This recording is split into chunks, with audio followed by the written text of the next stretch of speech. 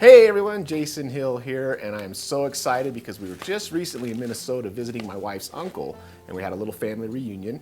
But we brought home some Minnesota wild rice, and today I'm going to show you how to make a chicken wild rice soup, and it's on the creamy side. So let's get started. Okay, so we brought home some wild rice, and wild rice isn't actually a rice, it's more of a grass grain which grows in the shallow waters in the lakes up in the Minnesota area, and it's very earthy tasting.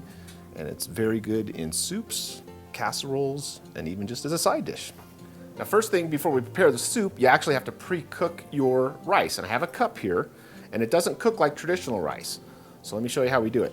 Okay, I've got just over 3 cups of water boiling. I'm going to add a teaspoon of salt. I'm using a cup of the wild rice. And it's usually 1 part rice to 3 parts water, but I added a little more water because I'm at a higher elevation. And I just don't want the rice to get too dry. So we're going to want to let that come to a boil. Give it a little stir. And we'll check it in about a minute. Okay, after about a minute or so, I'm going to check the rice. Okay, you can see it's boiling. I'm going to go ahead and drop this down to a simmer. And then we're going to cover for 40 to 45 minutes. And now we can get the rest of our ingredients together. So your rice has to cook for about 40 to 45 minutes. Gives you plenty of time to get your mise en place together. I've got a cup of shredded up chicken. I used some leftover rotisserie chicken I had. I've got a half a cup of diced onion, half a cup of sliced carrots, a teaspoon of my garlic-shallot puree. Got 2 tablespoons of dry sherry wine. That's optional.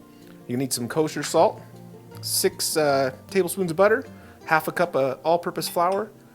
Got our cup of heavy cream and 3 cups of chicken broth. And you'll also need some pepper too. After about 45 minutes, the rice is done, so come check it out. All right, let's check it out. You can see the water's cooked down. The rice expands to about 3 times the original volume. And what you're looking for are the little grains to split in half, kind of like a hot dog bun is what the package says. So now all I need to do is strain it.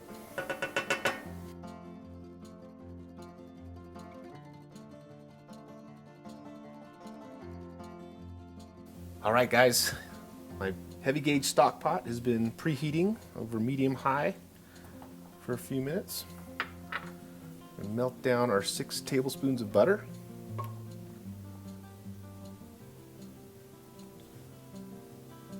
Now let's add our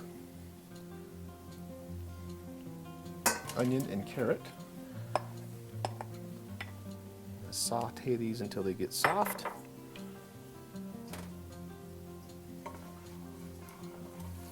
All right, after about 4 minutes or maybe 5, the onions are softened. We're going to incorporate the half a cup of flour. What we're doing here is making a roux.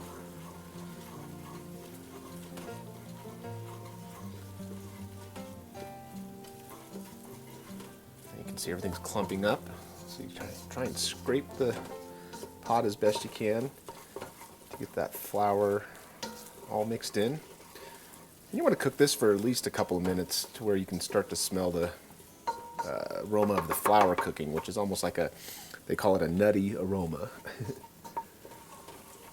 All right, after a few minutes of the roux cooking down and getting that smell, now we're going to slowly add our chicken stock, stirring the whole time.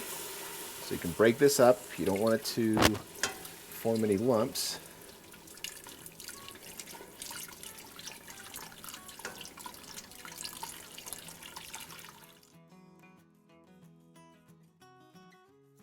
All right, after stirring for about a minute, it's bubbling.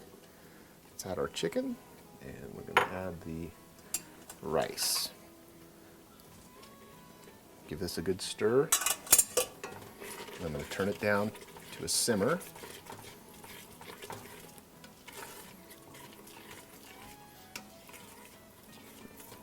Oh yeah, look at that. I'm going to bump it down to low. Get our lid on there. Let that simmer for about 5 to 8 minutes. All right, after 5 minutes of simmering, we are going to pour in our heavy cream.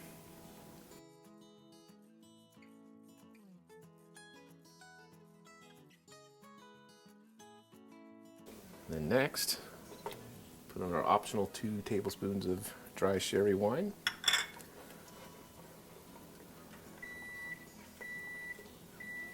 There's my 5-minute timer. I was a little early. Oh yeah. There you have it. The last thing you need to do is just season to taste. I'm going to put a couple of pinches of kosher salt in here. Give that a stir, followed by some fresh cracked pepper. I love pepper, so I put a lot in.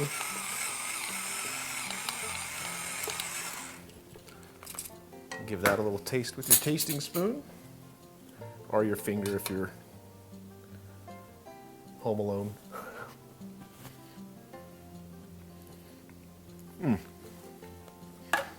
One more pinch of salt, and I think we're there.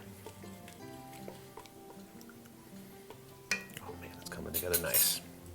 Last little taste.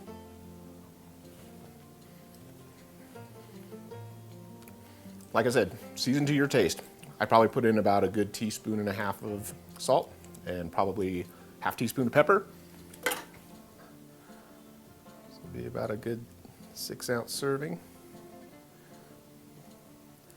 And this could be a meal in itself. All that chicken in there, the rice, carrots. And finally for garnish, I have some chives from my garden still. Just chop up a few of those. You could even do parsley, or I think tarragon. Fresh tarragon would go great with this soup.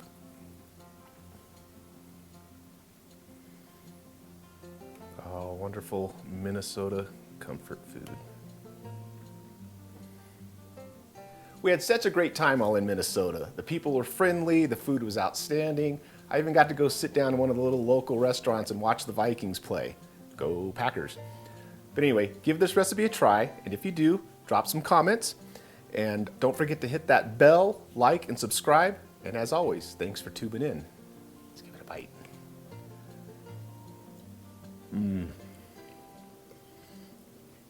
Oh, it's fall here.